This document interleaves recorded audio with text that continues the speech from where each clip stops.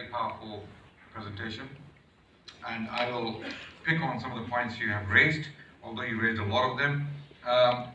You mentioned Talmud and Josephus and Tacitus, and you went through a huge exercise trying to claim that historically historians have spoken about Jesus Christ. When did I controvert that? The Quran actually acknowledges that. When I talked about the Quran clearly states, وَلَكِنْ شُبِّهَ لَهُمْ.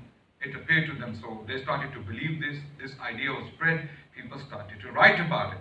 The Quran clearly acknowledges that. So we do not deny that historians have written about it. There are passages about it, people refer to the crucifixion. But the fact that the Bible states clearly, Psalm 91, the prophecy about Jesus Christ being saved by God, as you can see on the screen again, if this prophecy is about Jesus Christ, then he could not have been crucified. The book of Matthew chapter 4, verses 5 to 10, the dialogue between the devil as well as Jesus, right? Both of them, they're talking to each other. The devil uses a prophecy to tempt him to jump off the cliff. Why? The words are, he will order his angels to protect you, and they will hold you up with their hands so you won't even hurt your foot on a stone. The devil quotes from the Bible. Jesus responded, the scripture also say, you must not test the Lord your God. So Jesus acknowledges that the prophecy refers to me. However, Lord also says that you must not tempt God. Jesus does not controvert that prophecy, that doesn't refer to me. The Christian scholars have all acknowledged that this prophecy actually refers to Jesus Christ. What is the prophecy? This is where the confusion comes in. Again, to emphasize the point, surely he will save you. He will cover you. I'm again reading the bold parts to save time. You will not fear. You will only observe with your eyes and see the punishment of the wicked. Then no harm will befall you, for he will command his angels concerning you to guard you in all your ways. They will lift you up in their hands so that you will not strike your foot against a stone. The very words used by the devil according to the book of Matthew chapter 4. And then Lord said or says, I will rescue him. Who? Jesus Christ, because the prophecy refers to him. According to the book of Matthew chapter 4. The prophecy refers to him. The Lord says, I will rescue him. I will protect him. He will call upon me and I will answer him. When did Jesus call upon God? In the Garden of Gethsemane, Jesus goes forward, falls on his face and prays like Muslims, amazingly. He prays like Muslims. Jesus actually, according to the Bible, prays like Muslims. He fell on his face and he prayed to God and he said, Father, if it be possible, let this cup pass from me. He called upon God, and God tells us in Psalm 91, he will answer him. I will deliver him and honor him. With long life will I satisfy him and show him my salvation. A very clear prophecy. You cannot possibly misunderstand it. If it refers to Jesus Christ, he could not be crucified. And this is exactly what the Quran says. And the Quran indirectly refers to the Talmud as well. وَقَوْلِهِمْ إِنَّا قَتَلْنَا الْمَسِيحِ.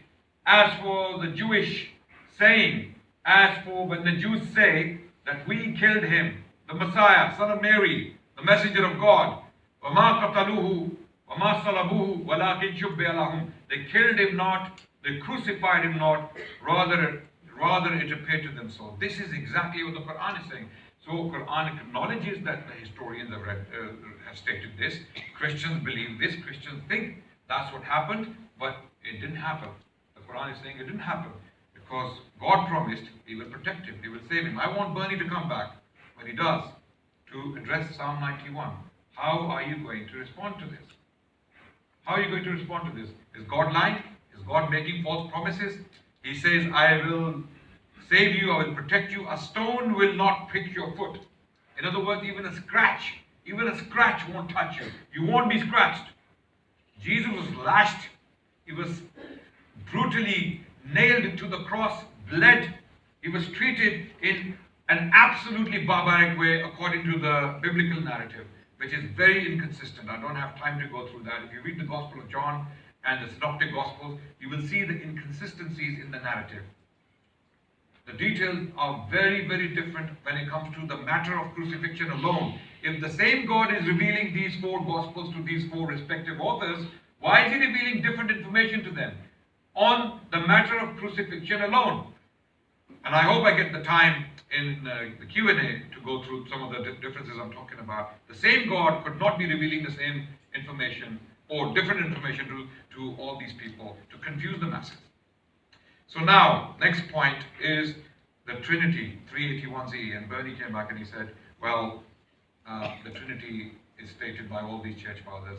So when you claim the Trinity came about in 381 CE, you're not being honest about that. I never said the Trinity came about. I actually acknowledged that the church fathers spoke about the Trinity. And I stated clearly, perhaps Bernie didn't understand what I was saying. I said clearly that church fathers were subordinationists.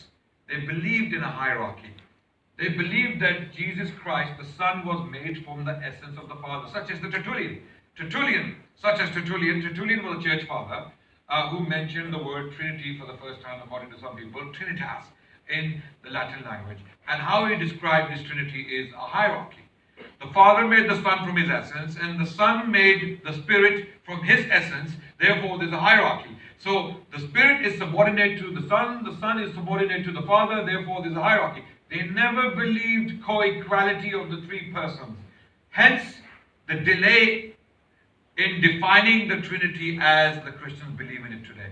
It took 381 years for Christians to define the Trinity as you believe in it today. That's my challenge. My challenge is, Bernie, come back and give us one statement from the first 3 centuries up to the year 300 CE. Give me one statement from a church father who said that the Son and the Father and the Spirit are co-equal and co-eternal.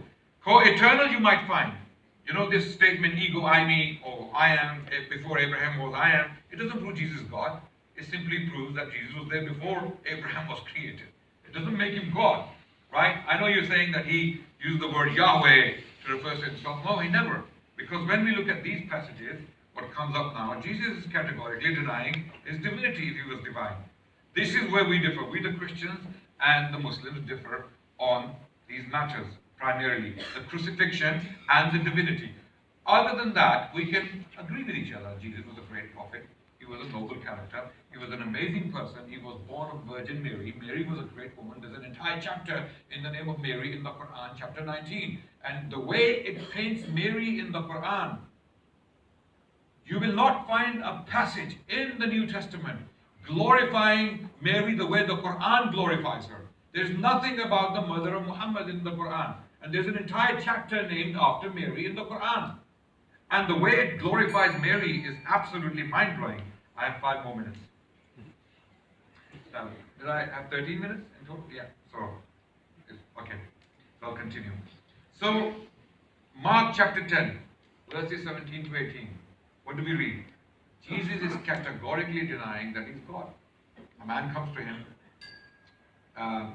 kneeled to Him and asked Him, "Good Master, what shall I do that I may inherit eternal life?" And Jesus said unto him, "Why callest thou me good? Why do you call me good? There is none good but one, that is God." If Jesus is God with capital G, this is where He is telling this person, I am not God. Is that what you understand? Or my understanding is a bit messed up? Maybe, perhaps, I don't have the brain cells to understand this information correctly. If I am mistaken in my understanding in reading this particular passage, and if you get another conclusion from it, please do come back during the Q&A. Perhaps your questions have already come through. So if the question comes up, I will respond to it. Here, Jesus is clearly, categorically denying being God. If He was God, He would not say, there is only one good, that is God. I am not that good. I am not that God, in other words. Okay? Then John 4:21, I've already mentioned this, the dialogue between Jesus and Samaritan woman. He tells her, "You worship what you know not. We worship what we know." We. He is a Jewish prophet who is saying we. We worship. Jesus worshipped the Father. Jesus, if He was God, then why is He worshipping a unipersonal God? Did Jesus ever worship a Trinity? That's another question in the New Testament. Did he ever worship a Trinity?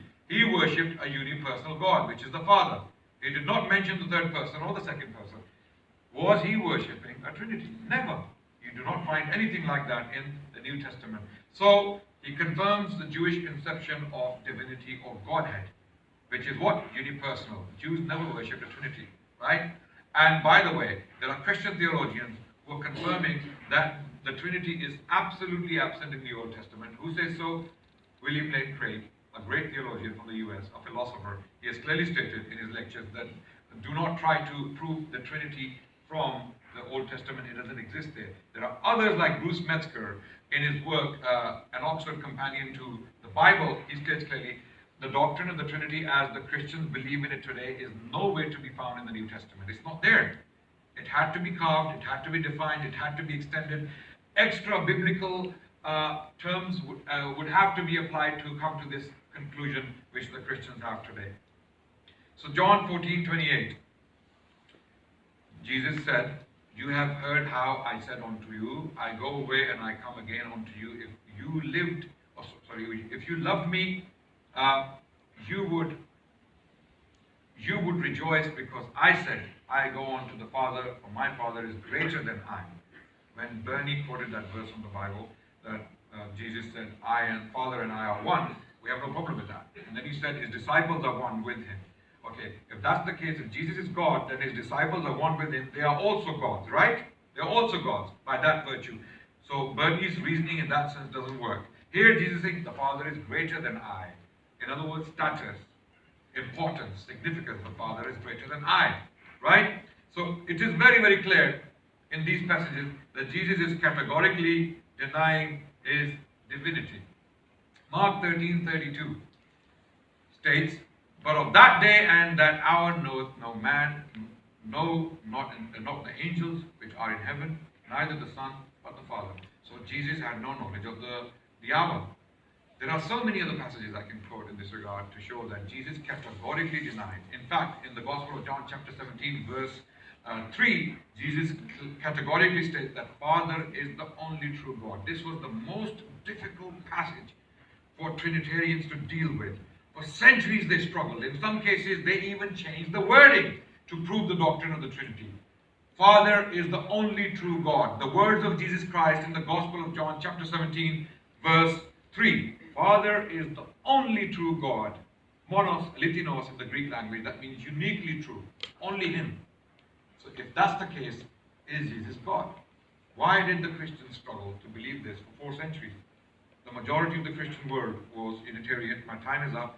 So, ladies and gentlemen, thank you. To conclude, we disagree on the crucifixion and the divinity of Jesus Christ. This is where we disagree with each other.